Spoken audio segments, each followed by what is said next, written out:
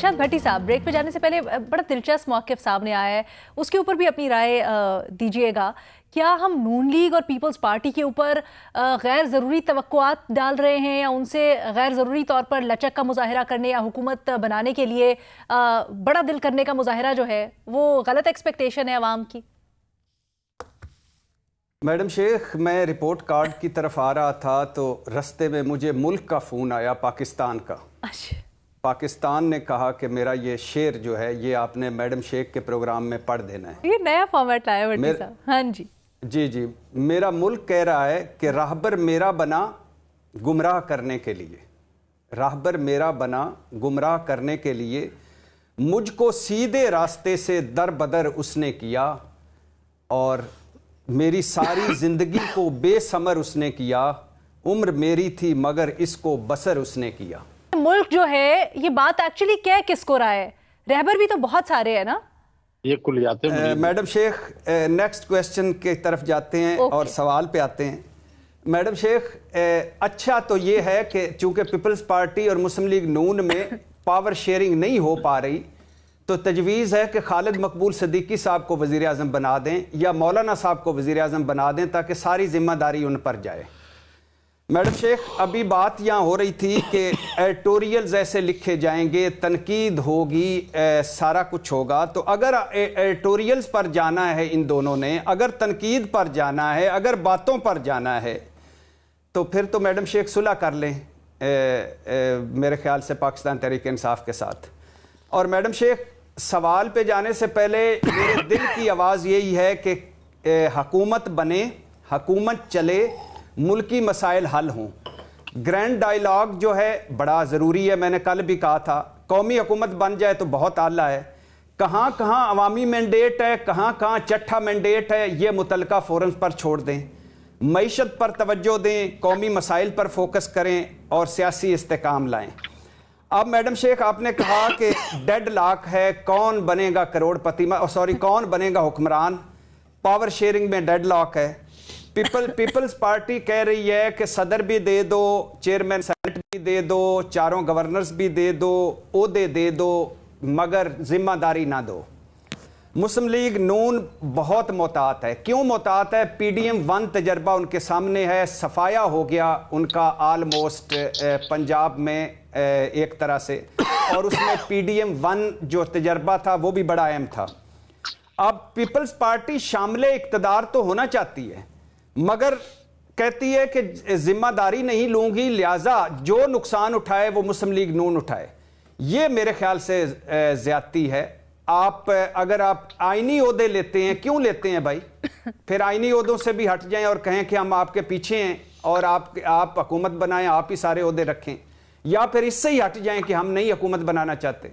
लेकिन चूंकि peoples party को पता है मैडम शेख कि वो किंग मेकर है, उसके बगैर कुछ नहीं हो पाना, उसके बगैर कुछ हो नहीं जा रहा, लिहाजा वो खुल के खेल रही है।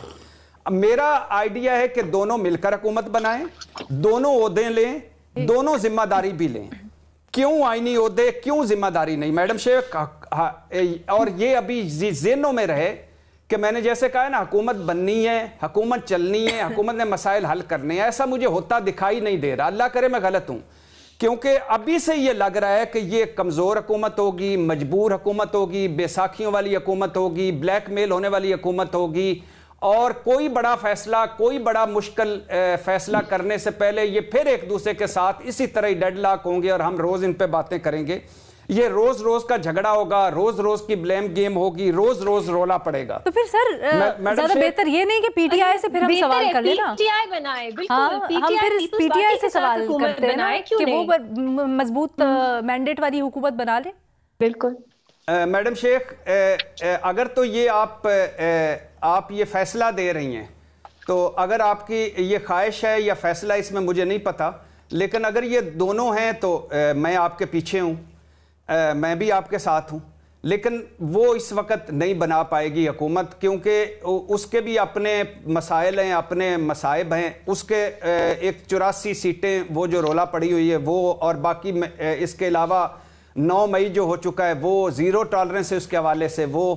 मैडम शेख, ये जो नहीं सर, कौमी हुकूमत में भी पार्ट नहीं ले सकती वो ज़ीरो टॉलरेंस के ले चलते। सकती है, نہیں تو پھر جس طرح باقی دونوں بھی, کیونکہ سنگل تو کسی کے پاس میجورٹی نہیں ہے نا, باقی دونوں بھی جیسے تیسے کر کے ایک دوسرے سے بات کر ہی رہی ہیں نا, تو پی ٹی آئی بھی بات کر سکتی ہے, اس میں کیا قباحت ہے؟ لیکن یہاں ایک مسئلہ ہے میڈم شیخ, مثال کے طور پہ مسئلہ یہ ہے کہ ملکی مفاد یا قومی مفاد تو کوئی سوچ نہیں رہا, سب اپنے اپنے مفاد کا سوچ رہے ہیں, سب اپنی اپنی سیاست کا سوچ رہے ہیں, اپنی سیاسی ساکھ کا سوچ رہے ہیں. اور جیسے مسلم لیگ نون اور پیپلز پارٹی کو پتا ہے کہ اس بار ناکامی صفایا ہے مرکز میں, اسی طرح پاکستان تحریک انصاف کے اپنے مسائل ہیں. مثال کے طور پہ کیا مسائل ہیں؟ 2 مسئلے ہیں, آپ یہ حل کر دیں.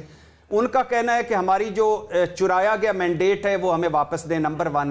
نمبر 2, جو بانی چیئرمین ہے مطلب عمران خان, ان کے خلاف مقدمے ختم کریں. تو یہ تو کبھی ہو ہی نہیں سکتا. یہ جو عوامی مینڈیٹ ہے, چٹھا مینڈیٹ ہے, یہ تو چلو متعلقہ فورمز حل کر لیں گے, لیکن باقی جو ان کو سزائیں ہو چکی ہیں, غلط ہوئی ہیں, صحیح ہوئی ہیں, وہ تو عدالتوں میں جانا ہے. تو لہٰذا وہ ان 2 مسائل ان کے حل نہیں ہونے, انہوں نے قومی حکومت میں شامل نہیں ہونا, انہوں نے اپوزیشن میں بیٹھنا ہے, حکومت ان دونوں نے کرنی ہے. اور آخری بات میڈم شیخ, کہ ابھی بات ہو رہی تھی کہ باتیں ہوں گی. اچھا, بالکل ٹھیک ہے, باتیں ہوں گی کہ اگر الیکشن مہم ایک دوسرے کے خلاف آپ نے لڑی تو پھر اکٹھے کیوں ہوئے, ہمیں کیوں بیوقوف بنایا؟ این آر او لے لیا, دے دیا, پہلے بھی ہوا ہے, اب بھی ہم باتیں کریں گے. مینڈیٹ کا احترام نہیں کیا, کریں گے. اقلیتی مینڈیٹ والی حکومت بنی, کریں گے. یہ باتیں پہلے بھی ہوئیں مگر پی ڈی ایم 1 بنی, یہ باتیں پہلے بھی ہوئیں مگر بیساکھ جمہوریت ہوا, یہ باتیں پہلے بھی ہوئیں مگر انہوں نے پرویز مشرف سے دونوں نے حلف لیا. تو ان باتوں پہ نہ جائیں, آج ملک پہ جائیں, قوم پہ جائیں, مفاد پہ جائیں اور آگے بڑھیں. اگر آپ نے حکومت بنانی ہے تو مل کر ذمہ داری لیں, مل کر عہدے بانٹیں اور مل کر آگے بڑھیں. ریما. علینا, ہم لوگ ٹی وی پہ بیٹھ کے بات ہی کرتے ہیں نا, ہم تجزیہ کرتے ہیں, ہم انالیسس کرتے ہیں. میرا خیال ہے اپنے انالیسس کی جو کانٹرڈکشنز ہیں کبھی کبھی انہیں بھی فیس کرنا چاہیے, کیونکہ جس چیز کی ہم تنقید کرتے ہیں ایک دن, اسی چیز کو ہم ایک سلیوشن یا تجویز کے طور پہ پیش کر دیتے ہیں دوسرے دن. سو شاید سیاسی جماعتوں کو نہیں فرق پڑتا, لیکن ہمیں خود سے انٹروسپیکٹ کر کے, میرا خیال ہے کیونکہ ہم ٹی وی پہ اپنا تجزیہ دیتے ہیں, ضروری ہے میرا خیال ہے کہ کانٹرڈکشن نہ ہو ہماری پوزیشنز میں. دوسرا رینا, ایک بہت دلچسپ بات ہے جو بھٹی صاحب نے کی کہ مینڈیٹ جو پی ٹی آئی کا ہے, جو وہ کلیم کرتے ہیں, انہیں وہ ملنا چاہیے. میری نظر میں اگر وہ کسی حکومت کا حصہ ہیں تو ان پہ کیا ہرڈل ہے, وہ ساتھ ساتھ اپنے لیگل چیلنجز فیس کرتے رہیں, ان کو اٹھاتے رہیں عدالتوں میں, ٹرائیبیونلز میں, الیکشن کمیشن کے سامنے, اور مزید سیٹس اگر انہیں ملتی ہیں, ان کی حکومت میں جو پوزیشن ہے وہی اسٹرینتھن ہوگی. تو مجھے یہ نہیں سمجھ آتی کہ آپ کو کیا گین ملتا ہے کہ آپ ویٹ کریں جب آپ کی سب سیٹس جو آپ کو لگتا ہے, اور بہت سا ایویڈنس بھی ہے کہ ریگنگ ہوئی ہے پی ٹی آئی کے خلاف, آپ کو وہ واپس ملے تبھی آپ حکومت سازی کی طرف جائیں گے. ابھی کیا ہرڈل ہے کہ اگر وہ پیپلز پارٹی پنجاب میں, پیپلز پارٹی اور پی ٹی آئی کی تو کوئی رائیولری نہیں ہے نا, سندھ میں پی ٹی آئی اور پیپلز پارٹی کی بھی رائیولری نہیں ہے, تو نون کے ساتھ سمجھ آتی ہے پی ٹی آئی کیوں حکومت نہیں بنا سکتی, لیکن پیپلز پارٹی کے ساتھ کیوں نہیں.